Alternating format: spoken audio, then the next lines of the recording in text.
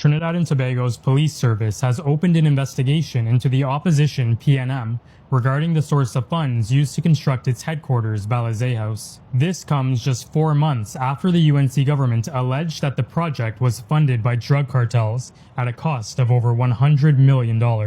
In 2010, the PNM alleged that the UNC Prime Minister Kamla Persad-Bissessar constructed her home at a cost of $150 million. Nothing became of that allegation.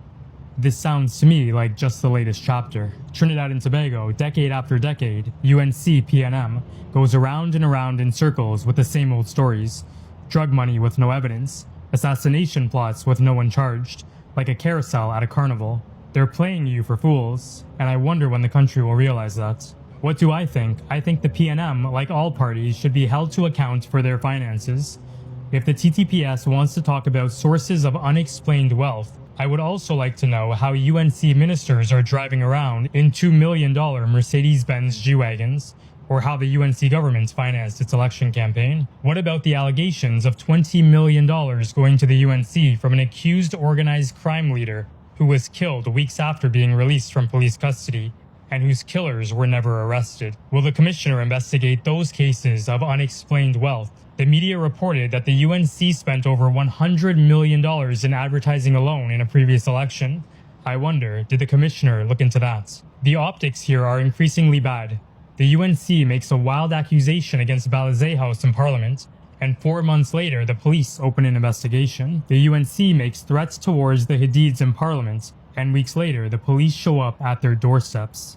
The police are supposed to be independent, but the government looks like they're turning it into an arm of the United National Congress.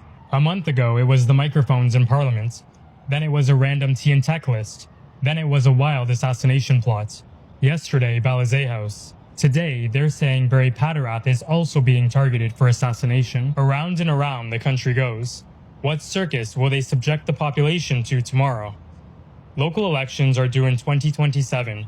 General elections are due in 2030. If you're tired of this, your vote belongs to you. Trail behind the construction of the lavish multi-million-dollar Balizé House headquarters in Port of Spain has blown wide open, with the People's National Movement now ordered to reveal where every dollar came from. High Court Judge Margaret Mohammed granted the Trinidad and Tobago Police Service permission to pursue a preliminary unexplained wealth order requiring the People's National Movement to reveal the source of the funds. In an explosive 21-page affidavit, Acting Assistant Commissioner of Police Ramdath Phillip outlined a series of payments and transactions that cast serious doubt on claims that Balizé House was financed solely through fundraising activities, raffles, and party donations. The bombshell development comes months after Prime Minister Kamla Persad-Bissessar, speaking in Parliament on March 13, stated that Balizé House was built on blood money from local drug mafia. Curious that the People's National Movement appears more focused on questioning why it must account for the financing of the construction of Balizé House than on simply producing the receipts. In the latest salvo, High Court Judge Margaret Mohammed had to outline why the court granted a preliminary unexplained wealth order to determine the source of funds used to construct Balizé House in response to legal queries on behalf of the People's National Movement. According to Justice Mohammed, there were reasonable grounds to suspect that the value of the construction of Balizé House substantially exceeded the obtained income, which satisfied the threshold under the Civil Asset Recovery and Management and Unexplained Wealth Act, 2019. The order followed a 21-page affidavit from Acting Assistant Commissioner of Police Ramdath Phillip, who outlined payments and transactions that reportedly raised serious questions about claims that Balizé House was financed solely through fundraising events, raffles, and party donations. The development comes months after Prime Minister Kamla Persad-Bissessar told Parliament on March 13 that Balizé House was built with blood money from local drug mafia financiers. It is unclear why producing the receipts seems so difficult, given that former Works and Transport Minister Rohan Sinanan could assist with the accounting, as he publicly displayed what $1 million in cash looks like. See that box in front of you there? That is what $1 million look like if you put it in a carib case. That is $1 million. It fills a carib case, $1 million. What is $2 million different? Today, Trinidad and Tobago, the former Prime Minister come out and says this government report them to the US to have their visas revoked. which is far from the truth. Since COVID time, an investigation has been going on when they used to sneak in Delcy into the back door to make deals while other citizens abroad are stranded. They cut a lot of deals under the table and sold this country to the highest dictatorship government in that time. They did business with a sanctioned country, and now they're coming today to blame this current government for their failure about the Dragon gas deal. All the billions spent and not one came to Trinidad. Y'all remember? But y'all want to take the distraction off of this Balize house. Which part all the millions are? Show receipts. Show receipts. Rowley, show it. Show them what kind of deals you were cutting in order to fund the Balize house. That is the real thing. Stop using distractions to keep information hidden from this country. Stop trying to distract us like we are preschoolers and like our brain are slow. We are not slow. We are more than able to figure you all out. It is time to come out and tell the people of Trinidad and Tobago the truth. Rowley, you and your government, go to court. Answer the questions. We, the citizens, need to know the answers. Have a blessed day, people, and never forget the deals they cut and the non-disclosure agreements. Never forget. Keith Rowley said Balize House is next. A High Court judge proved him right. Here's what happened. On July 10, police applied for something called a preliminary unexplained wealth order. This was against the PNM and its trustees. Justice Margaret Mohammed granted it. The party must now explain in a legal declaration how it's funding its headquarters. Investigators estimate it would cost $118 million when completed. The police affidavit alleges that contractors traded favors for state contracts, named specific companies and payments, and points out that construction stopped the exact moment that the PNM lost office. PNM has always maintained that the building was funded by members and supporters. Nobody has been charged for anything. Unexplained wealth order flips the usual rules of justice. Normally, the state must prove your guilt. Under this law, you must explain your money. Here's the detail nobody's talking about. The act was passed in 2019 when the PNM was in power. The tool they built is now pointed directly at them. Yesterday, I told you that state powers outlive the government that created them. Today, that stopped being a theory. Leave your thoughts in the comment section below on this whole Balize house bacchanal. And like and Doubles and coffee. My own Prime Minister, the Honorable Kamala Persad-Bissessar, tried to distract me. I have to give you part 2 of Balize house corruption, because this sticks on the PNM forever. The PNM is dead forever. The PNM must be disbanded. A new party had to come. But my own Prime Minister, Kamala Persad-Bissessar, trying to distract me from part 2 with 4.4 trillion cubic feet of gas. My own Prime Minister, with the boom in the energy sector that is coming, with Pinnacle Steel and Ibis Steel and Pinnacle coming and investment, trying to distract me from giving you the facts about this. Explain preliminary, explain your wealth. For the PNM, for Balize House, that they cannot explain. My own Prime Minister, with 1,000 high-paying jobs, steel plant, taxes, revenues, generation, fence line communities, Point Lisa's rejuvenation, with her chairman of NGC, with BPTT, with cross-border gas, full server coming, with 20% share, with BPT. I'm going on too long. I'll stay in focus. I will not be distracted by what I knew would happen with the brilliance of Kamala Persad-Bissessar. Another doubles and coffee for that. Part 2.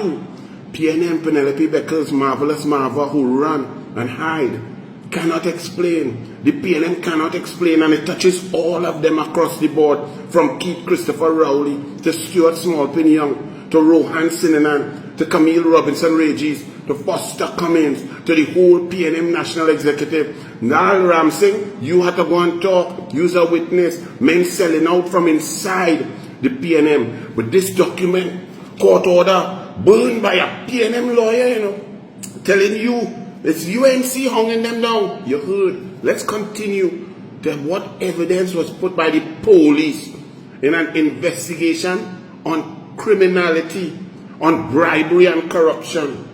It continued. This is page 10 or 23. Let me move, yes? Had the funding, said the police officer, you see, building a case, mens rea, mentality, evidence, secret witnesses, information, paperwork, questions asked. But the PNM not responding. They cannot respond because there is no response other than mea culpa. We did it. We thief. The PNM is a bunch of thieves. So the police says, trying to build a case to get a learned judge to say, listen, I will grant the preliminary unexplained wealth order to explain your wealth. I will grant it because you made a good case. It is not gallery thing. It's not old talk. It's not PNM with the lies in the PNM fake news media. It's real substantive evidence unearthed by the police. Had the funding of the construction of the new building being legitimate, there is no reason why the fundraising could not continue to complete the new building if there was any fundraising at all, because PNM was in government, PNM in control of contracts, PNM no procurement legislation, PNM watered down procurement legislation. All of them talking procurement now. And while they're handing out $500 trillion of your money, no procurement, sole select. And HDC, Camille Robinson Regis, Edmund Dillon, Wood Green Limited, we only have plenty questions to answer. Junior Sammy, Kusal, Habib Najjar, boy, big PNM. I know you're a PNM long time, but you have to explain. I hope you have the bills, the invoices, how much steel, where it went, what was the cost, how they paid you, by which check, from which account. And Habib Najjar, Metalex, well, all you have to explain. I suspect, says the police, that the demitting of PNM from office brought an end to the corrupt funding of the construction of this building. This is because those who were making corrupt payments then realized it was pointless to pay further bribes to people who were not going to be in office. I believe that this is the reason why the building has been left abandoned. The investigations of the TTPS have revealed that the construction work actually began on the morning of the 9th of January 2019. And Rowley states that proceeds from the PNM's 10-car raffle go towards the construction of our new party headquarters. Now hear the police. I am yet to obtain any documents that corroborate this statement. So the police would have asked the PNM. The police would have asked Nal Ram Singh. The police would have been asking Nal Ram Singh, is this why you resigned? Because when the police asked you, you asked the PNM and they were not forthcoming with the accounts for you to answer the police. So you run out of tongue and say, nah, not me and that. Nal Ram Singh, you had to talk. The TTPS, as part of the criminal investigation, has also obtained information in an article published in the News on 2nd April. Right? They said, and they talk about buy a brick and all kind of things that Rowan said. Dr. Rowley stated that the PNM had raised over 15 million. He said so. However, the TTPS have not found any statement from the PNM on the exact cost of the construction of the new building. But in an article of the Trinidad Guardian, the approximate cost was 12.5 million to 25 million. Very good. Talking out to the people through PNM fake news media. But the police have been investigating, and the police asked specific questions. Well, if you're saying this is the value, show us the documents. The PNM did not answer the question to the police. The PNM did not provide answers, and therefore the police had to go to the court to seek a preliminary order for the PNM to be forced, to be told, to be instructed to answer the questions. So all this gallery by Penelope and Marvelous Marva and Randall can't get elaborate seat from LaHunt Mitchell. All of that is unnecessary. They could not answer the question. But they have a report, the police, from Berkeley Research Group UK, independent report, which shows that the estimated total construction cost of the new building to be approximately $118,400,000, and the cost of construction to date are approximately $73,272,000. These are hard facts numbers. So the PNM, as of now, has to show how this got, where they got, where they spent, how they spent, from which account, $73,272,000 by an independent expert quantity surveyor. A Guardian article dated 28th January, Dr. Rowley declined to confirm the cost, the source of funds, and which the cost had been paid, but that a small donation from party members, regular benefactors, could not have really pushed the budget up the scale. So Rowley's own words alerted the police to, wait, now that's not making sense.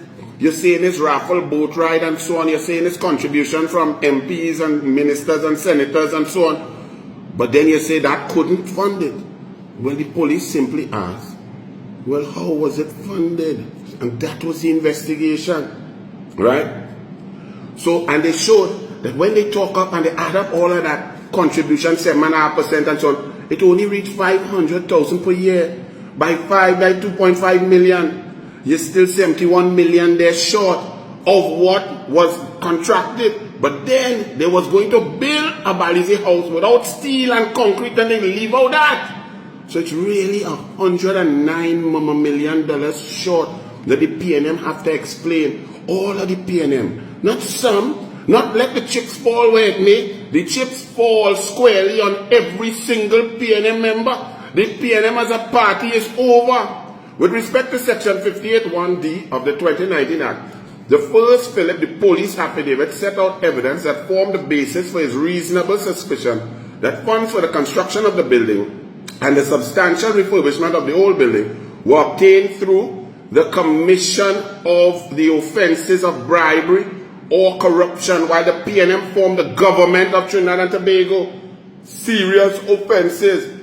I understand from the police affidavit, I understand from confidential sources, not no UNC, not Kamala, not no UNC minister or UNC politician, confidential sources from somebody who knew, somebody who was inside, somebody who understood, which had to be somebody, had to be a PNM. So PNM singing on PNM. This is evidence, it's not no joke, you had to go in the court.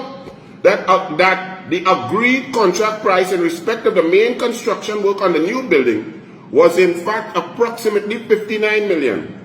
And that even that price was reduced from an initial price of 68 million. But why was that price just reduced by 9 million? The agreed contract price from inside source of the PNM. Information in the possession of the TTP, the police have the information from a PNM source. Or they want a burn document, answer the question, you bunch of PNM thieves. Information in the possession of the TTPS as to the price agreed with the main contractor in respect of the construction of the new building is as follows. The successful bidder of the contract was Wood Green Construction Services Limited. They won the tender with a bid of 68.3 million, which was the lowest bid. Wood Green agreed with the PNM to complete the works for a reduced price of about $59 million. Well, I want to, if you bid the lowest price at 68.3, how come you agree with the PNM government, the PNM that have ministers, the PNM that could give out contract, the PNM that controls taxpayers' money? How come you agree to go down a further 9 million? That's interesting. It seems a little logical. Subsequently, in October 2019, a related company, this is where former PNM Minister Edmund Dillon dust off your suit because you had to go in court and give evidence. A related company of Wood Green Holdings Limited was awarded a contract by the Housing Development Corporation to construct a number of townhouse units and related site infrastructure in San Fernando with a contract price of over $22 million. A true copy of the letter of acceptance from HDC to Wood Green Holdings Limited. This also means Newman George. Noel Garcia, all you. J.Cell McFarlane, former director, and the director before, all your answer. Dated 14 November 20 from HDC to Wood Green Holdings. They are now produced, you have evidence, they have the letters. Me, I never hear that. I'm reading this in the document. Further, in 2023, listen carefully, Wood Green itself was awarded a government contract in respect of the Citrus Close development in circumstances that are highly suspicious. Camille Robinson Regis, you were the Minister of Housing there. Prepare your wig, get your best frock, get out any credit card you have and get ready to give evidence. HDC they put the letter where HDC to Wood Green Construction Limited dated 11th September 2023 and the contract dated 27th October 2023 between HDC and Wood Green Construction Services Limited. This is the same company that won the tender for Balize House, being awarded in highly suspicious circumstances, say the police, an HDC contract, the value of $170 million. Wood Green was not the lowest bidder for the contract. The bid was $170,022,250, whereas another bidder, Rainbow Construction Limited, not Rainbow Corn Beef, darling, Rainbow Construction Limited submitted a bid for TT dollars $137,244,238.24. That bid was approximately $33 million less than Wood Green, but Rainbow didn't win. In an initial tender summary prepared within HDC, Rainbow's bid was selected on the grounds that it was at the lowest total cost and the lowest average cost per unit. A true copy of the letter of award to Rainbow Construction Limited, 24 April, so Rainbow won. The public servants who went through the tender, Rainbow was the lowest cost, the lowest average cost, good track record and so on. They won and they received a letter of award. So how come Wood Green Construction Limited got the actual contract? Suspicious circumstances. However, after a further process, so the process finished, Rainbow win, PNM put in a further process in which the bids were scored against various criteria. Wood Green's bid was given a score of 64 out of 65 points in relation to proposed costs. Nearly 100% like them children getting SCA, but how could they get 64 out of 65 for cost when Rainbow cost was $33 million lower? So how much Rainbow get? 75 out of 65? With Rainbow being given a score of only 54. Make that make sense. Only with Camille maths could that make sense, because Camille never did maths at O level. There is no obvious legitimate reason why Wood Green's more expensive bid should have attracted a more favorable score in relation to the cost. Any reasonable person would say that. The circumstances surrounding this contract suggest that Wood Green was given preferential treatment for undisclosed reasons, but preferential treatment. But Wood Green also won the bid for Balize House and minus $9 million from the lowest bid for Balize House. Well, Wood Green have to explain all the payments. Rainbow challenged the decision to award the contract to Wood Green via the Office of the Procurement Regulator. Beverly Can, you receive your instrument of appointment from President PNM Kangaroo in June 2023. This imbroglio, this corrupt contract, this shimmy-dimmy, this low scoring, this preferential treatment occurred between August and October and November 2023. It was reported to you, Beverly Can. Based on correspondence between HDC and the Office of Procurement Regulator, this was between 24th August 2023 to 28th March 2025. I can confirm, says the police, that the OPR's investigation came to a halt on April 2025 while the PNM was in power. Beverly Khan, why did the investigation come to a halt? Why wasn't it? Then the new government came in, you see.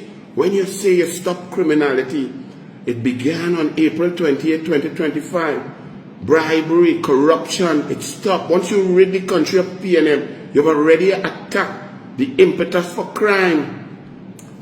First information, and they're talking about what was actually paid and so on. But the information continues.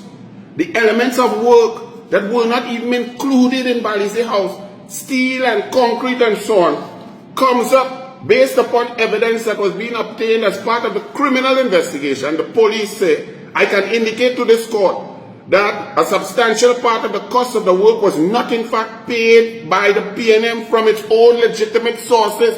They can confirm that the money did not come from legitimate sources, PNM bank account, PNM savings account, PNM money. It was not. Where did it come from? From whom did it come? Who paid it? How they paid it? Where the bills? This is not no joke. Don't burn this marvelous marva. Answer the questions, because this shows that the entire PNM government, the entire PNM cabinet under Keith Christopher Rowley and Stuart Smallpin Young was totally and completely corrupt.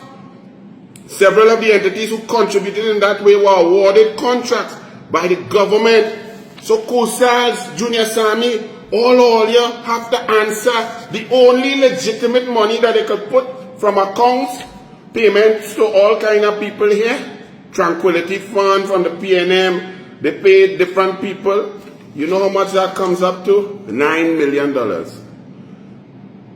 The independent estimate of that building design and so on is 118 million, of which 73.2 million has already been paid, and the PNM cannot account for it. They have to account for it. The building has come to a complete stop because the PNM lost government. Where were the funds coming from? There are people who are talking, PNM talking on PNM, inside sources from the PNM selling out the PNM. So don't attack the judiciary. Don't attack the police. Don't play games. Don't try to play that it's superficial political attack through your PNM fake news media like Asha Javid in The Guardian, The Express, or One Caribbean Media, Guardian Media Limited, Newsday gone through, CNC3. Don't play that. This is a court document. The police had to see this. The police were asking questions. Nal Ramsingh was asking questions. The PNM General Counsel was asking questions. They can get no answers because there are no answers other than the PNM thief, and the PNM must go. But I will not be distracted. PNM must never come back. Local government elections, raiders of the PNM across the board. Then somebody must form a new party and move on. The evidence is clear. We knew it all the time. But now with that Balize House, it is clear and inexplicable that the PNM is a corrupt bag of old teeth. Bless. And copy. It is over for the PNM. The PNM has been caught red-handed. Sometimes you must take your time and read through documents. See me? I got soft copy, but I'm a pen and paper kind of person, so I got the judgment from Justice Margaret Mohammed on PNM Balize House, a preliminary unexplained wealth order, and I went through it. Now I can't get through it all today, doubles and coffee, so I might get part 2 and part 3. But suffice it to say, PNM calling for procurement process and so on for the 30 police army posts across Trinidad and Tobago. That's fine. Nothing wrong with that. The report to the OPR, Miss Beverly Khan. Well, Miss Beverly Khan, you and all have thing to answer inside of this, Miss Beverly Khan. Because you were appointed by President Kangaroo PNM rule in June 2023. A key issue about corruption, bribery, and Balize House construction and unexplained wealth involves a contract that came to you as the OPR, the Office of Procurement Regulator, in August 2023. And you will have to be a witness in this because certain actions I can't understand. Maybe me ain't so bright, Beverly can, but I can't answer. But you got appointed June 2023. A company called Rainbow made a query in August 2023. You were in the job just 2 months. And then something happened there. And it's very critical because the PNM will have you believe that this thing is just politics. A man burn up an order and so on. Balize House, Marvin Gonzalez, burn it on a platform. But even in here, it shows that Marvin Gonzalez, Marvelous Marva, run like a girl because the people, the police who are investigating were trying to contact him to serve him as a PNM official, him and Penelope Beckles. Them couldn't be found. Paul Foster, well not Paul Foster, Rich Foster, because Foster and all inside here, Foster so much contract, so much millions, half a billion. Okay, Foster, I'll take my time and go through this for you because the PNM has been caught red-handed. All the old talk, all the PNM like to say, oh gosh, procurement, UNC does thief, everybody is thief. Now the PNM run us for 73% of our existence and our money just disappeared like a dose of salts, Epsom salts in warm water to soak your ankles.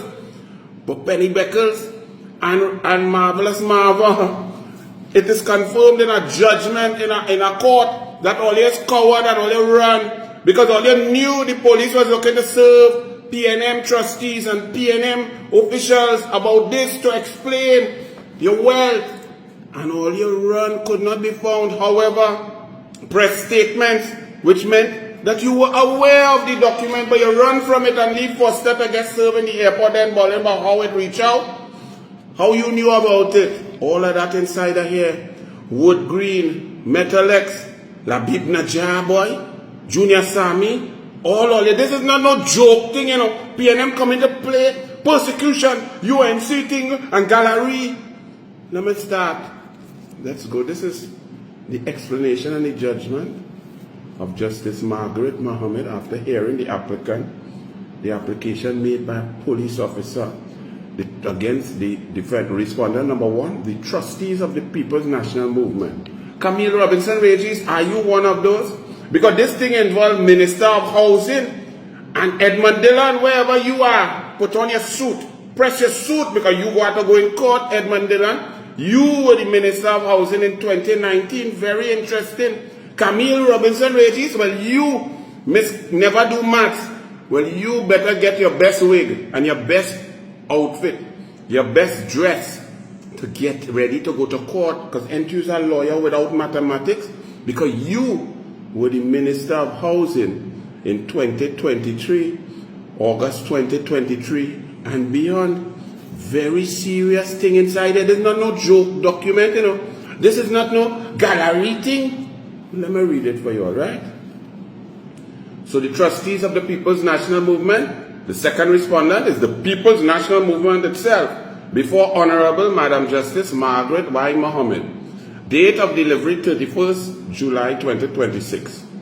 And she's given the reasons why she approved the preliminary unexplained wealth order. Preliminary unexplained wealth order.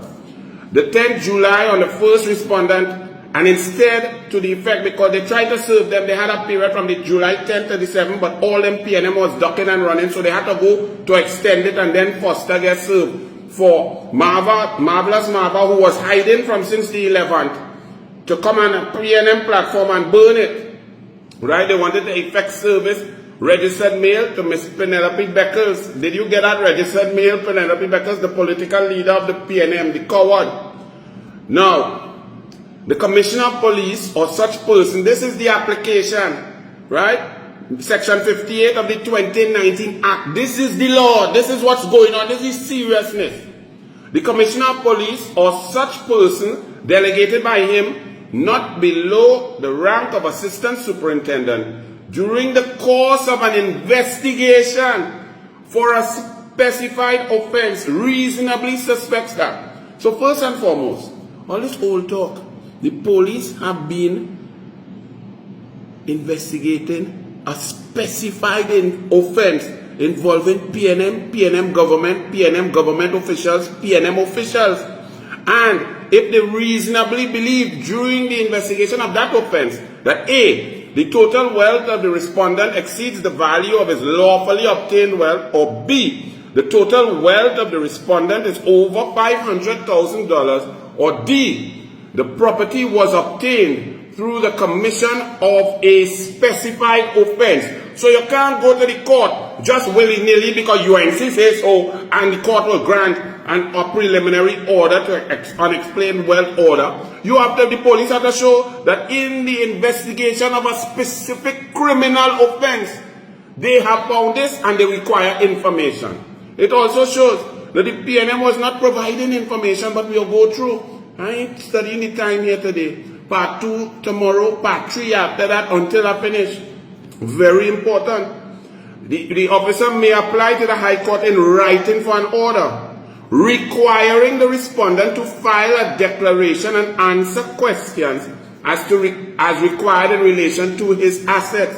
So all this tralala, all this drama, all this burn down court order, all this big meeting by Balize House, all this obfuscation, all this kill the messenger, all this political attacks, all the court said is explain.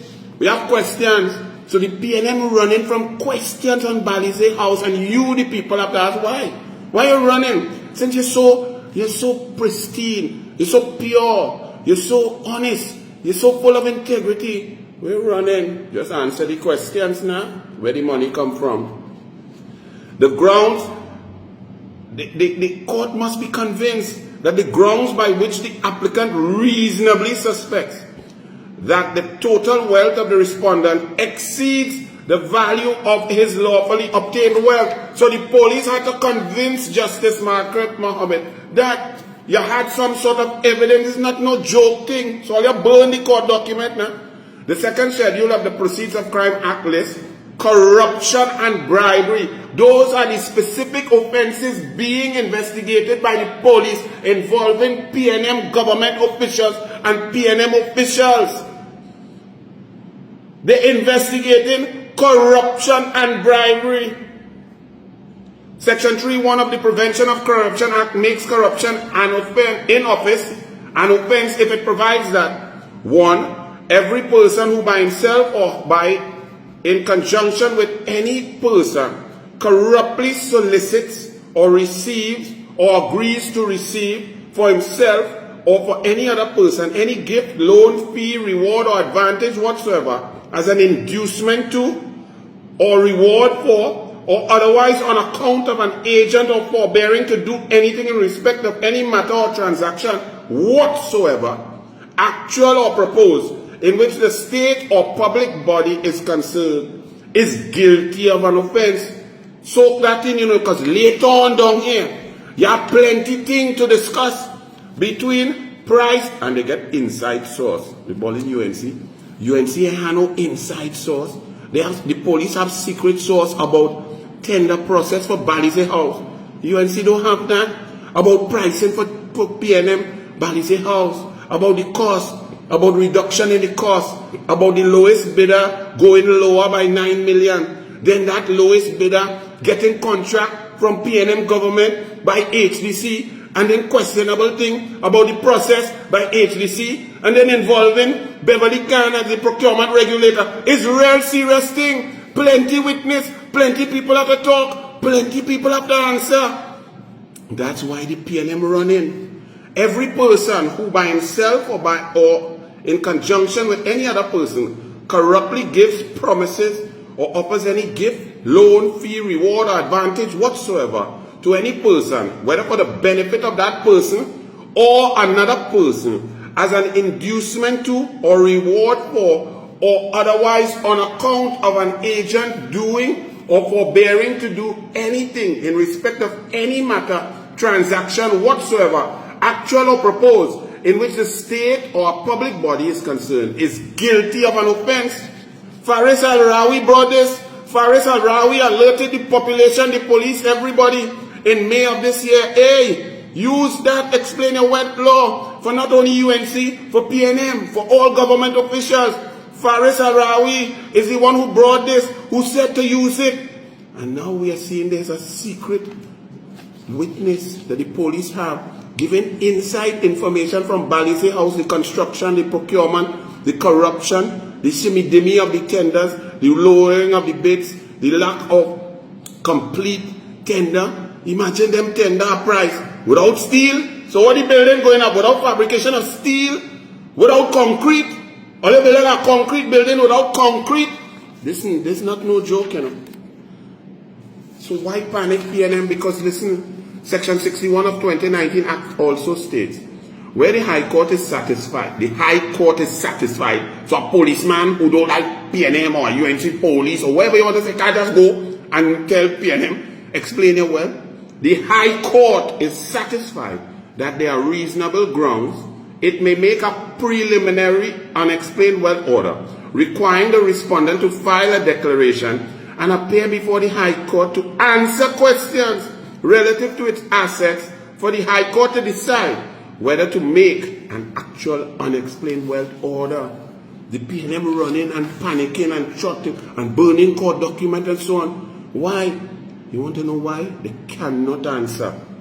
15. With respect to Section 58(1) of the 2019 Act, the judge says, I was satisfied there was sufficient evidence for the applicant to reasonably suspect that the total wealth of the respondents exceeds the value of their lawfully obtained wealth. The first Philip affidavit stated at paragraph 25 and 26, the source of income respondents as the PNM's ownership of property and wealth governed by Article 21 of the Constitution.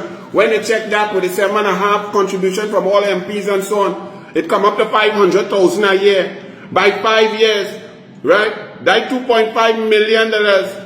If you take it by 10 years, if you say, but it wasn't 10 years, but go ahead. Plus if you add on the 7.5%, even though Rowley said 5% of all councillors and so on, the PNM could have only legitimately sourced $10 million for 59, 68, 79, but an overall $118 million project. Now, the police also have expert analysis and quantity surveyors international that did, because they asked the PNM, well, how much the building cost? Because Rowley says between 12.5 million and 25 million, and they asking, well, show the bills and so on. They showed bills and payments from legitimate PNM accounts for about $12 million. So they are, or $9 million. They are $109 million short. $109 million short. Are you all hearing what I'm saying? So don't think this is any joke thing. There are serious court document evidence had to be provided. On 25th September 2018, Prime Minister then Rowley said that in May 2010, the PNM owed the bank $4 million, and their debts had other debts of hundreds of thousands of dollars, right? And at an event in Balize House compound on 30th August 2018, right? Rohan Sinanan said that the time of the announcement of the construction of the new building, that the cost of the building would be raised from members. You see, they're saying all these things, and then the maths, it's not adding up. The PNM had been raising funds for the past 2 years, said Rohan Sinanan. We have been fundraising like boat cruises and other efforts for the past 2 years. And I am confident that the membership will be able to completely fund this building because of what Balize House means to the people. Very good. There's a problem. All of that fundraising, all of that raffle talk, all of that come up, it don't add up. It's still $109 million short. And in here, the police provide evidence to the judge. The judge did not go willy-nilly. But to end off this part and part 2 tomorrow, I wish to inform this court that all the construction, says the police officer who investigating corruption and bribery, specific offenses, proceeds of crime. I wish to inform the court that all construction on the new building ceased on PNM losing the general election on 28th April 2025. I am not aware of any fundraising events that have taken place to raise funds for the continued construction of the new building. Since the PNM demitted office, work on the new building ceased and the building has been abandoned. Go and check it for yourself. The police not sure they're watching it. They're seeing it. They're investigating corruption and bribery. This is a matter that supports my reasonable suspicion that a substantial part of the total wealth of the PNM, as embodied in the value of the new building, was obtained through the commission of offenses of bribery and corruption. While the PNM formed the government, had the funding of the construction of the new building been legitimate, there is no reason why the fundraising could not continue to complete the new building, if there was any fundraising at all. I suspect that the demitting of office by the PNM brought an end to the corrupt funding of the construction of this building. This is because those who were making corrupt payments then realized it was pointless to pay further bribes to people who were not going to be in office. I believe that that is the reason why the building has been left abandoned. Before the court, rational, reasonable people, if you are a juror, what do you think? Right? Tomorrow, we will continue. It gets worse. It gets worse. Beverly Khan, Camille Robinson Regis, Edmund Dillon, Labib Najjar, Junior Sami, all their questions, Wood Green Limited, affiliates, all their questions to answer. HDC officials, Noel Garcia, you all have plenty questions to answer. This is not no jokey thing. That's why the PNM is in panic mode. Procurement, yes, 30 police posts to keep the people safe. Government will provide all that information. Beverly Khan, you'll do your job, of course, very well. Check it out and make sure procurement is correct. We want value for money for the people. But Miss Beverly Khan, you're appointed June 2023. Bacchanal started with Balize House and a contract at HDC for $170 million in August 2023. I wonder what took place between August 2023 and April 2025.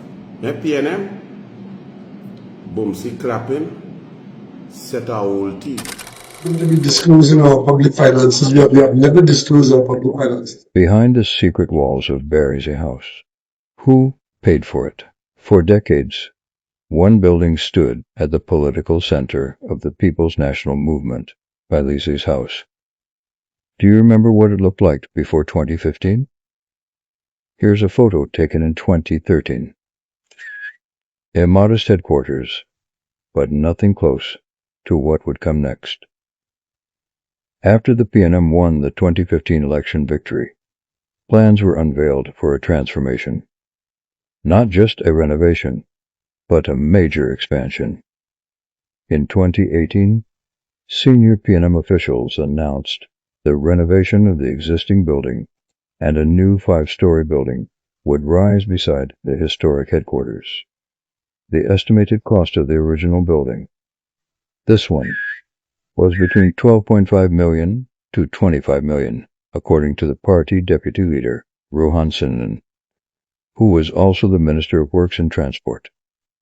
Is this how Rohan Sinanan gave paving works? But remember, this is only the original building. But look at what is next to it. This is a monstrous 5-story structure with pavement car park. When you look at the numbers and compare them to modern construction costs, some estimates suggest the new 5-story structure alone exceeds $100 million. The burning question is, how did they pay for this? According to Rowanson and Dr. Rowley, they insisted the project would be funded through boat cruises, cooler fits, and raffles. Is this how they paid for it? In excess of $100 million and counting? Did they receive these funds from raffles, from party members, or was it true contractor kickbacks and the underground drug trade of some of their financiers? In January 2024, the refurbished Balize House reopened with a ceremony. When the media asked Dr. Rowley about the total cost The former Prime Minister had this to say. We are not going to be disclosing our public finances. We went at the pace at which we had our funding, and now we are at roof stage, and I think we are in sight of completion this year. So the question remains, who funded these buildings? Was it loyal party members and small donations, as the party insists? Or were there larger benefactors behind the scenes? Contractors who rely on state contracts? Contractors hoping to stay in government good books? Or figures operating in the shadows of Trinin's underground drug economy? Could it be a drug mogul with money to clean? A wealthy businessman from the hills of Santa Cruz? A businessman tied to popular venues in Changramas? A businessman who made hundreds of millions in paving? And here's the irony. This is where it gets worst. After the 2025 general election, when they lost elections, all works have been stopped on the 5-story building. Not a worker in sight, not a piece of equipment being operated. Is it that the contractors who were funding this project no longer getting state contracts? Where's the monies from the Ruffles fattened party members to complete the building? The time has come to follow the money. The contractors and businessmen who funded the corrupted Bali's house with dirty money are going to be exposed. The inability of the People's National Movement to account for the construction of that monstrosity that all of us could see. We could hear the noise when the PNM was in government. We could hear Venezuelan workers. We could see different types of truck dropping cement. Where in a construction site you're seeing 5 different contractors dropping cement and so on. We could wonder, but where is this building? How is it going up? We listened to the former Prime Minister Keith Rowley and they say raffle. How many of us have done raffle and tried to raise funds for health care, for surgery and so on? Barbecue, curry-cue. We do walk-a-thon, swim-a-thon, buy a brick. But we could never reach 150, 120, 100 and anything million, $1 million. Now, let us start at the beginning, which is the end. Imagine the former selected Prime Minister, the Honorable Stuart Richard Young, said in a press conference day before yesterday, I don't know anything about Bali's house. I was not on the fundraising committee. I was not part and parcel of that. I wash my hands of that. And me ain't know.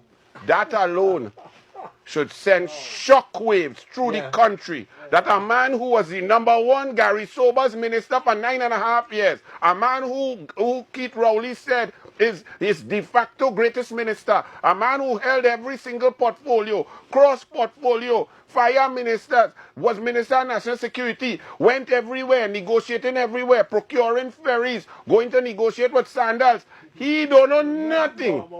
But he was selected by Keith Rowley to lead the PNM, to first of all swear in as a Prime Minister, right? Without following the PNM Constitution. He come out and say, ladies and gentlemen of the PNM fake news media and the wider population, I know nothing about Bali's house, the fundraising. I'm not on the committee. You know why Stuart Richard Young, who's an attorney at law, say that?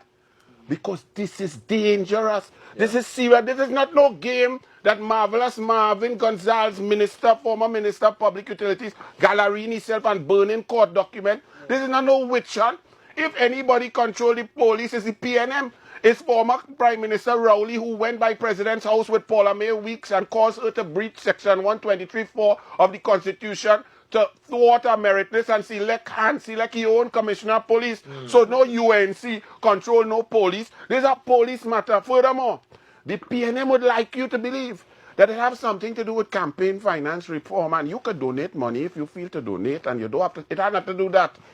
This is the investigation of a specific crime by the police. The crime is that of corruption and bribery. Holding a term, a fine of 500,000 and 10 years in prison. Furthermore, it is not enough to say people donate money secret and they get some brick and they get some. No! There is an actual investigation and information here that came from within the PNM showing that the contractor that won the PNM bid to construct, not only did he reduce his low price, which did not include the PNM asked for bids without concrete, steel, and steel fabrication. I don't know how that happened. For a construction project. And Wood Green Construction won the bid and then miraculously said, listen, even though I'm the lowest bid, I minusing 9 million. Then concurrently and simultaneously with a timeline, this same company and its affiliates got contracts from the PNM at HDC especially. And one of those contracts which is in here, there are questions about the procurement that went on because another company, Rainbow Construction, bid 33 million less than the PNM winning contractor. Yet they did an extra process. They gave extra points to Wood Green. So it shows favoritism, preferential treatment from the government of Trinidad and Tobago to a specific company that had been given a contract to build the same corrupt edifice called Balize House. So it is not just no jokey thing like, hey boy, Johnny give me money, and we don't have to tell you that because they don't have campaign finance reform. The police have linked the contractor who won the PNM Balize House bid to corrupt contracts at the HDC to the value of $192 million. So that is the issue. There are many other issues. So let the PNM stop playing games. But they all running. Penny run, she didn't want to get served. Marvelous Marva run, he didn't want to get served. Foster, they hold him in the airport and he gets served and say, oh God, all you embarrass me. Faris Al-Rawi, they talked to him once, they couldn't find him for the next 10 days. They couldn't find any PNM General Secretary. Their treasurer, Nal Ram Singh, resigned. We now know why. Because they were asking for the information on Balize House. Why were they asking 9-10 months ago? Because the police was knocking and the police was asking, show me, you said you made 15 million from a raffle. Now, even if they made 15 million from a raffle, the building that is standing up right there is approximately 73 million. Yeah. So you're still very short in millions of dollars. Furthermore, the police have an independent quantity surveyor who says what exists there is $73 million, and if it was completed, would be valued at 118 million. So the PNM, and then furthermore now, as you lost the election on April 28th, the project stopped. And as Mr. X said, you don't stop and start a project that adds, that balloons the cost, that makes it more expensive. You have to have more raffle. You have to have more curricula. You have to have more boat crews. You understand? So this is a very... So according to the Prime Minister, Balize House is being built on drugs money. And while she continues to speak that garbage in Parliament, the structure is coming along very nicely. 15 years plus of fundraisers, donations, raffles, membership fees, etc. to have the structure reach where it is today and continuing. But whatever happened to the money that the UNC had raised to build their headquarters? Well, when you pause the screen, you'll realize that they have a bunch of blasted thief in that party. And don't get me started with the Children's Life Fund. They did the same thing, but they're talking about Balize House. Moral of the story, Madam Prime Minister,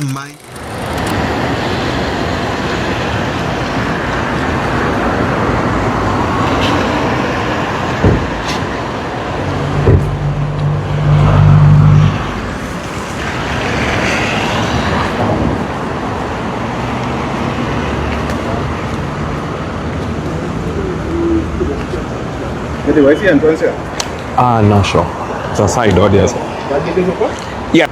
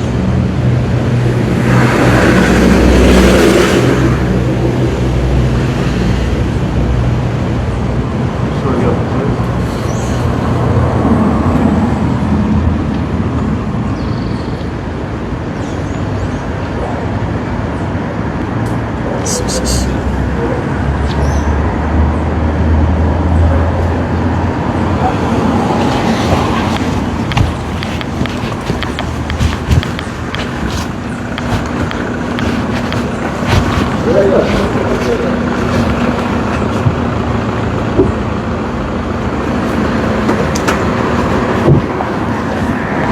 you mind saying why you all visited Balize House today?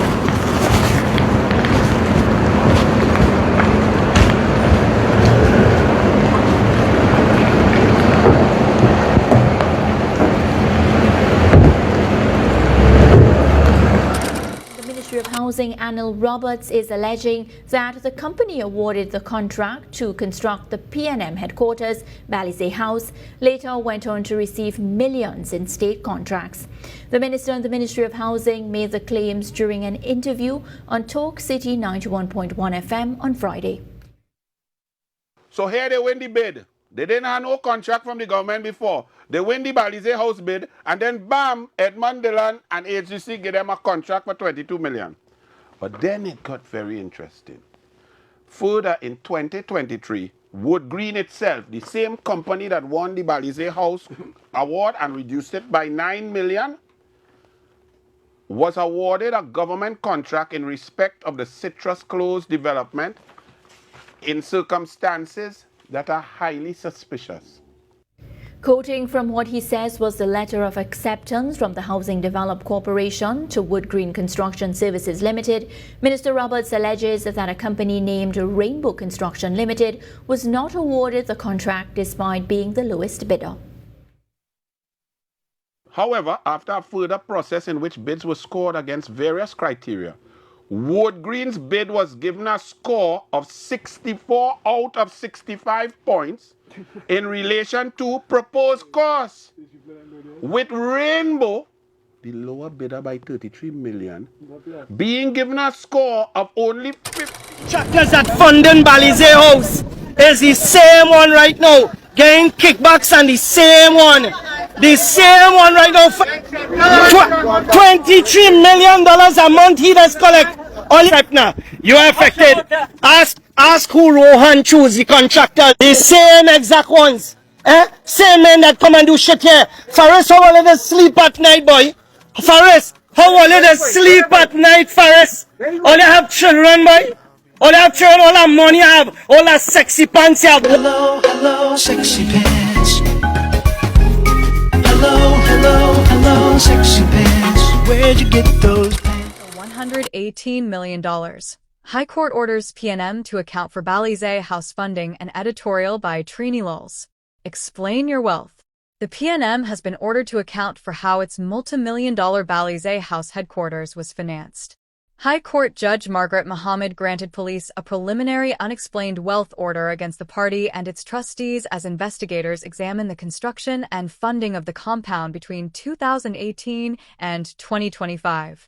According to the police affidavit, consultants estimated that the new building could cost approximately $118.4 million upon completion, with work already completed valued at about $73.27 million.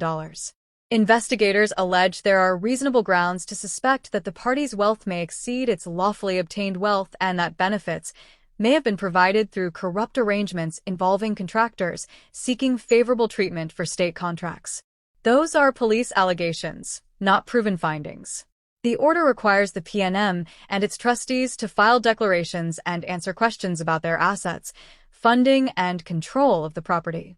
It does not mean the court has found the party, its officials, or any contractor guilty of an offense. The affidavit reportedly examines contractor discounts, donations, fundraising campaigns, and contracts later awarded by state bodies. Police also question whether cruises, raffles, buy-a-brick, drives, and other fundraising activities could have generated enough money to finance a project of this scale. The PNM has maintained that Balize House was funded by members, supporters, fundraising ventures, and donations, and has said it would cooperate with any lawful investigation. Now the paper trail will matter. Who paid? How much was raised? Were benefits exchanged for state contracts? Or will the party's records fully explain the project? This could become one of the most consequential political financing investigations in TNT's history. Is this necessary accountability or a politically driven investigation into the opposition? And I'm talking to Kamala directly. If you have evidence that we built Balize House or renovated Balize House on drug money, take it to the police. Take it to the police. If you have evidence and we have pedophiles in the PNM, take it to the police. If you have evidence that independent senators wanted a bribe, take it to the police. Take all your information to the police and stop talking lies about our political leader, about the leadership of the PNM, about our former political leaders. Take your stupid evidence to the police. Some more not so good news for you this evening. The central bank is reporting that the reserves of Forex are up, but where are the US dollars? Now, the country's foreign exchange debate has taken an interesting turn. The country's net official foreign reserves climbed to US 5.7 billion at the end of July 2026, the highest level in more than 2 years. That sounds like good news, but for many businesses and ordinary citizens, the reality at the bank counter remains very different. Businesses continue to complain about difficulty accessing US dollars to pay overseas suppliers, purchase equipment, and conduct international transactions. Recent reports from businesses in Maraval and St. James describe the forex shortage as one of the pressures contributing to rising costs and difficult trading conditions. So, how can reserves be improving while people still can't get forex? The key is that foreign reserves are not the same thing as US dollars sitting in commercial banks waiting to be sold to customers. Reserves are national external assets held largely to protect the country's ability to meet international obligations and support economic stability. Meanwhile, the underlying forex market remains tight. The IMF 2026 assessment found that demand for foreign currency continues to exceed supply at the prevailing exchange rate. It also noted that energy remains the dominant source of TNT's forex earnings and that reduced energy production has weakened foreign currency inflows over the years. The central bank has been injecting US dollars into the market, but even these interventions have not eliminated the shortage, and that's the real issue. Having stronger reserves is positive. Having enough forex flowing through the economy for businesses and consumers is another matter entirely. So, until Trinidad and Tobago substantially increases the foreign exchange it earns through energy, exports, tourism, investment, and other internationally competitive industries, the pressure is unlikely to disappear overnight. US 5.7 billion in reserves, but businesses are still asking, where is the forex? What do you think needs to change? Make sure and leave your comments below. We'd love to see your answers to solving this problem. Yeah? Stay tuned. Yes, Trinidadians cannot indeed understand why the government has stayed silent on the Balize House funding controversy. So, I know most of them have heard about the accusations. They have heard the denials. Trinidadians have heard about the court order already. That just happened like a couple of days ago. And I know they have also heard politicians accuse each other of political persecution. But one question that keeps lingering over this particular Balize House, where exactly did the money come from? Because you see, this is no longer just a story about a political headquarters. It's a story about money. It's a story about political power. It's a story about government contracts, transparency, name them, and whether these institutions of Trinidad and Tobago can investigate powerful political organizations without the entire matter becoming another political war. So there is this particular point where things tend to get kind of more complicated.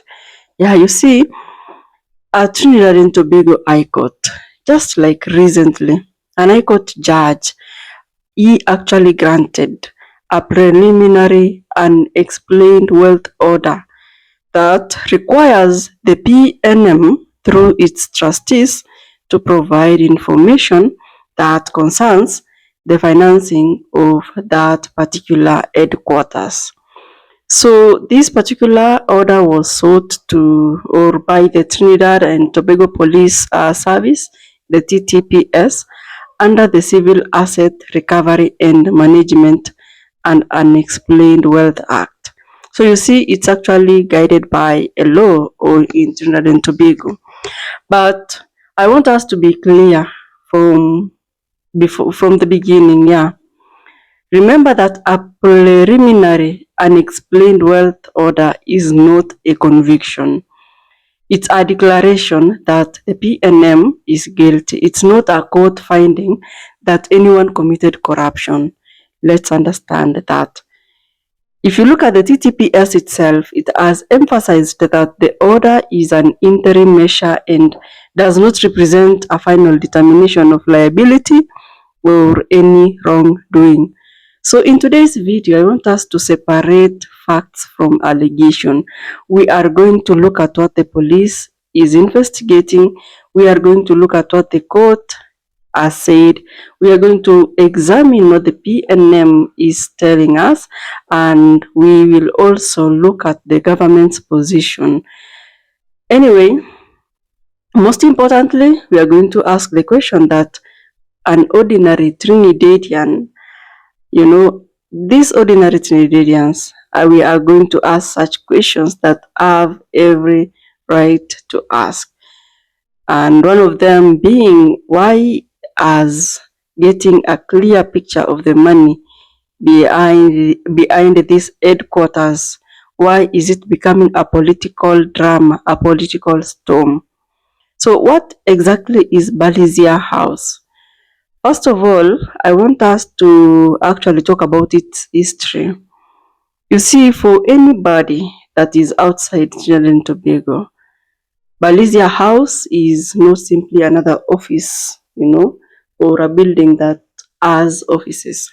No, it's the headquarters, guys. It's the headquarters of the PNM, political party. And the PNM is one of the country's biggest political party.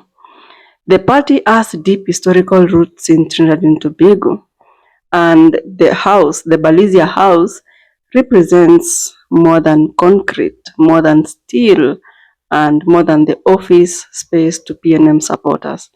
To that particular house represents a political history. It represents the party's identity.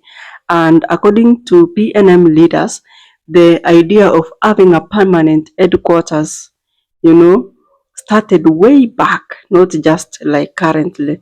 So this current headquarters project, it dates back to those periods of Keith Rowley, when he was a political leader, the prime minister also. The construction plans of these particular headquarters, they were discussed publicly, there was public participation in it. But then if you look at the project itself, it had already been envisioned.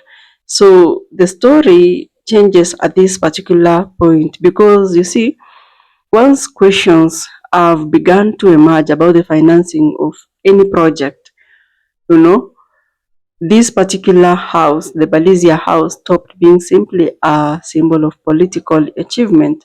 It has now become the center of a national conversation about political money, and that conversation has now reached the court, Anyway, how did we get here, by the way? So this controversy didn't just suddenly appear out of nowhere. No, it didn't happen like that.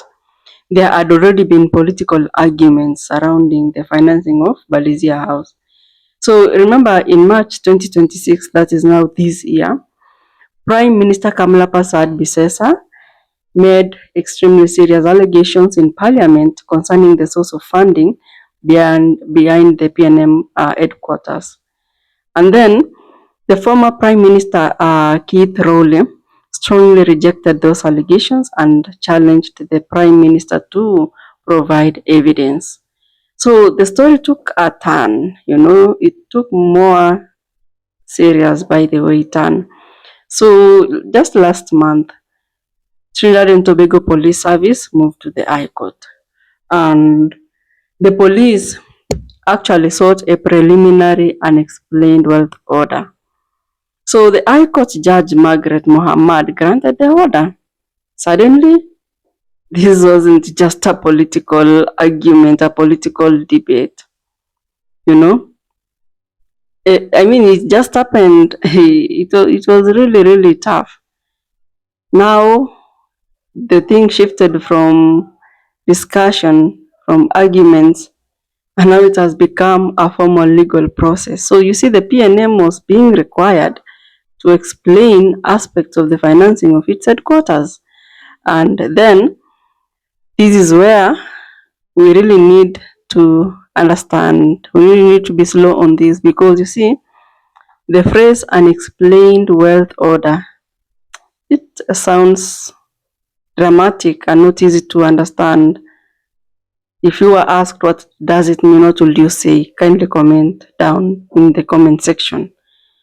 So for me, I will say that unexplained wealth order means that the legal mechanism allowed the authorities, subject to the court's requirement, to seek explanations concerning assets where the statutory conditions and threshold for suspicion are met. That does not automatically mean that anybody is guilty. It means there are just questions that legally require an explanation, and the judge's later written reasons are particularly important, because you see, the judge explained that at this particular stage, the court was not determining guilt or finding that an offense had been committed. No, the question was whether investigations had met the legal threshold of reasonable suspicion that is required under the law. So it's very important to understand that. So what are the police actually looking at in this particular case? If you look at the police, the police investigation concerns how the house or the headquarter was financed. That is their major problem, or that is their major concern. And according to what has been discussed in the court proceedings so far, investigators have raised questions surrounding the project's costs, the funding sources, and the transactions that involved the parties connected to the project. So the judge's written reasons referred to information presented by investigators concerning the construction project. Anyway, there was this report that reported estimate that put the total cost of the new building at approximately 118 million Trinidadian dollars, while there was other figures that put it at 73 million Trinidadian dollars. So those figures were part of the material considered by the court. They should now be treated as a final determination of what the building actually cost. And then there is the contractor issue again, because you see, according to the reports from the court proceedings, investigators raised questions about the company's bid for the project and, of course, the government contracts. So there are allegations and investigation claims if you look at this case. Of course, they have not been established as criminal wrongdoing just because they appear in an affidavit or because a court granted an investigation order. No. That distinction cannot be repeated enough anyway, because you see, social media has a way of turning things.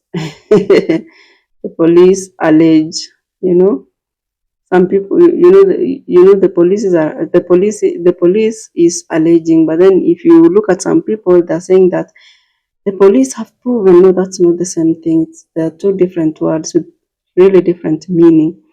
But where did the money come from, by the way? This is the big question that keeps coming back each and every time. Where did the money come from? You see, the PNM has actually told us that there was nothing improper or unlawful or secret about the financing of the Balizia house. The party has actually pointed out to fundraising activities over several years, And it has also rejected the claimed figures that they consider it to be exaggerated.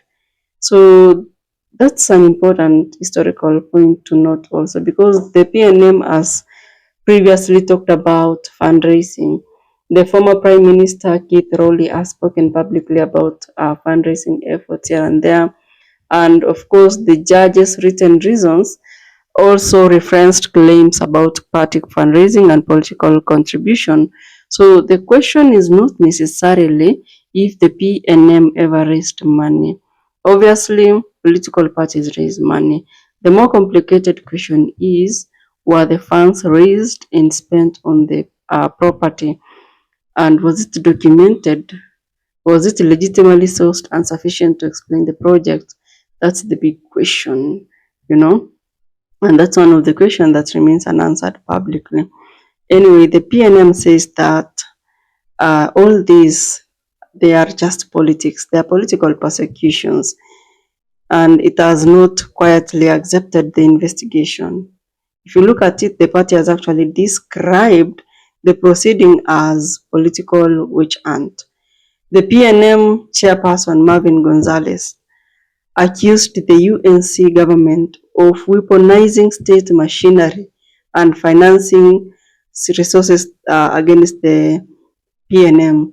So if you look at PNM, it has also questioned the circumstances that surrounds the servicing of the court's document and its legal team, and also the PNM is saying that their legal team will respond through the courts also. Something important also is the PNM position. There is no investigation for them. That's what they're saying. And it's pretty dramatic, very hard to understand. Then why do you think the government is being asked question? And these we also need to talk about, because some Trinidadians are asking, why is the government staying silent? The government is not the police, remember that. The government is not the judiciary, remember that. And the Prime Minister does not personally decide whether whether an unexplained wealth order is granted or not. So that decision belongs to the legal system in the country. The TTPS has told us that it is investigating the allegation of corruption, the white collar and financial crime, that accountability will be pursued, blah, blah, blah.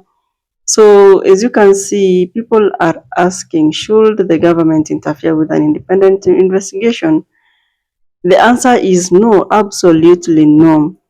But then there are questions that keep arising. Should elected leaders explain their position when a controversy becomes a major national issue? That's where people tend to disagree. Because you see, the government can come out and say, let the police do their work. The opposition can also come in and say, this is political persecution. And an ordinary Trinidadian will say, fine, we just want transparency, nothing else. Oh my God. So Kamala Prasad Bisesa came out, spoke, pointed out his position on this matter. And according to her argument, the police and the judiciary are independent institutions or bodies. And he has also been, his position, not really his, but her position has been that the PNM should actually present the evidence through proper legal process and demonstrate the lawful source of the funding. So as you can see, that's important because it actually places the responsibility for resolving the factual dispute within the legal framework rather than political speeches. So at this point, politics becomes kind of complicated because the government is led by the UNC. The PNM is now the opposition, and these investigations that concerns something with the PNM's period in government, it will naturally create suspicion among everybody, because the PNM supporters will be like, why now? the UNC supporters will be like, if everything was legitimate, why not explain it? That's their mind. So the law that makes this story even more interesting is the legislation that is being used in this, is that this legislation that is being used in this particular investigation, it was actually introduced in the year 2019. And in 2019, if you look at it keenly, the PNM was in office, though the administration by then. So the same political movement is now facing the legal process that was actually created by them. Anyway, that does not prove anything about the project, and we really need to emphasize on that. But politically, of course, it's going to create a lot of argument, a lot of speeches, a lot of, discussions.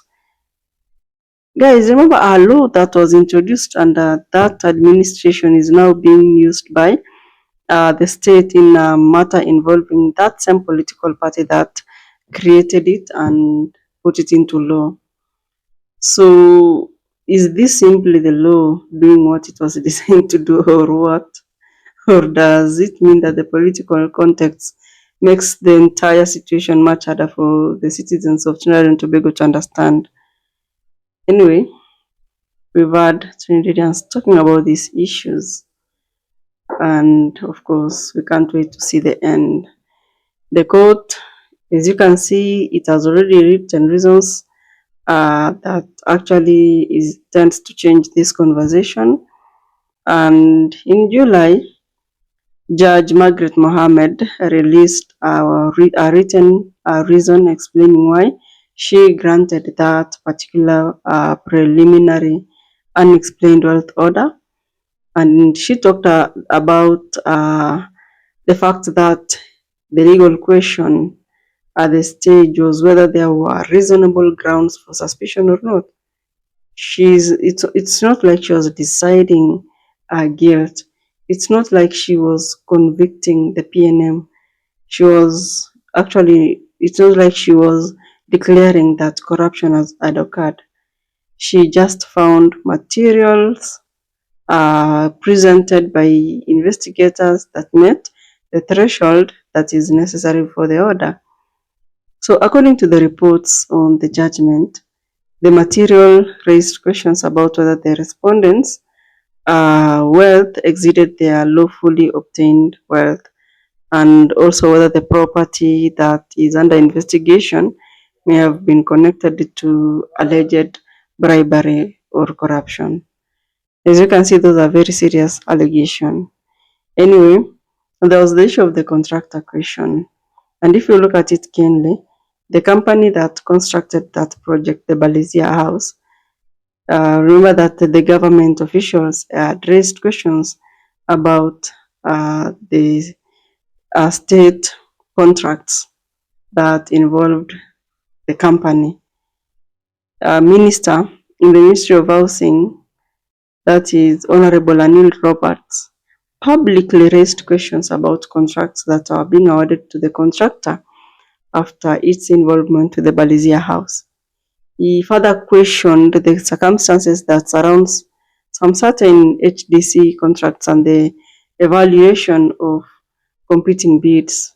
Again, if you look at these claims, it's not like they should not be treated as established corruption, but they raise a broader public policy question that when a private company does major work for a political party and then later they work for the government, should the public expect complete transparency about these relationships? What do you think, guys? I think most Trinis will say yes. Not because every relationship is automatically suspicious, but because transparency protects everyone in Trinidad and Tobago. It will protect the people, it will protect the government, it will protect the contractors, it will also protect the political parties, honestly. So the PNM's most dramatic response was that, you see, there was this meeting at a PNM political meeting, at that particular house that is controversial. And the chair, Marvin Gonzalez, actually held up the court order. Then he set it on fire. Of course, that wasn't nice. The PNM chairman was sending a message to their supporters that they are not intimidated and that the party leadership continued to kind of characterize the investigation as political persecution. We've seen the opposition leader, also Penelope Beckers, similarly accusing the government of attempting to intimidate the opposition. But then the question is, does burning a court order answer the final question? The answer, no, it doesn't. And does an investigation automatically prove corruption? Of course, no. That's where evidence matters like 100%, because a political theater can actually generate headlines, but it cannot replace financial records. It cannot replace documents. It cannot replace a court process. So what are ordinary Trinidadians saying and asking? I mean, at this particular point, I want us to forget the UNC. I want us to forget the PNM. I want us to forget the red shirts. I want us to forget the yellow and other party colors. I want you to imagine you are an ordinary Trinidadian citizen watching all of this drama, seeing a multi-million-dollar political headquarters, hearing allegations about its financing, hearing the opposition saying it's a witch hunt, hearing the government officials saying that the party should explain, hearing the police talking about the court order, about the investigation, and then you hear a judge say that the legal threshold for an investigation or for an investigative order has been met. Naturally, you'll tend to ask yourself, where did the money come from? Who are the people that contributed? How much money was raised, by the way? Which fundraising activities generated the money? Where were the loans? Would they apply any loan? Was there corporate contribution, third-party payments? Were these transactions documented? I mean, all these questions, as you can see, they are asking about accountability. But then the danger is here. There is a huge danger in turning this into PNM versus UNC, because you see, once that happens, the truth can actually disappear. One side will be like, investigate everything. The other side will be like, this is a political witch hunt. But neither of this slogan will answer all the questions that we asked in our video. It's only the evidence that will do. If the funding was legitimate, then providing documentation should be quick and fast, and it will help demonstrate that. If there were irregularities, then the investigation will uncover them. If the allegations were unsupported, then the legal process will reveal that too. That's what institutions are supposed to do. And if the people of Trinidad and Tobago believe that the court is biased, then that concern should be left by and be examined through evidence. Anyway, what about the government silence, guys? What do you think about that? Because some Trinidadians are saying that the government has stayed silent. And I think the best question to ask is, what exactly should the government be saying? Should the Prime Minister comment on every development in an active police investigations? I don't think so. Should the ministers avoid prejudging the case? Yeah. The case, I mean, yeah. Should the government officials explain the administration's commitment to the institutional independence? Yes. Should the citizens of Trinidad and Tobago question or expect transparency? Yes. And that's why I can honestly tell you that this issue is more complicated than simply saying the government is silent. The government has spoken on aspects of the controversy. Honestly. Anyway, what do you think will happen next? More so if you look at the legal process. If you look at the PNM, it has indicated that it is prepared to fight that particular matter, you know. Anyway, guys, I don't know what you think. Maybe you could let us know. Maybe you could let us know in the comment section. Of course, I'll see you in the next video.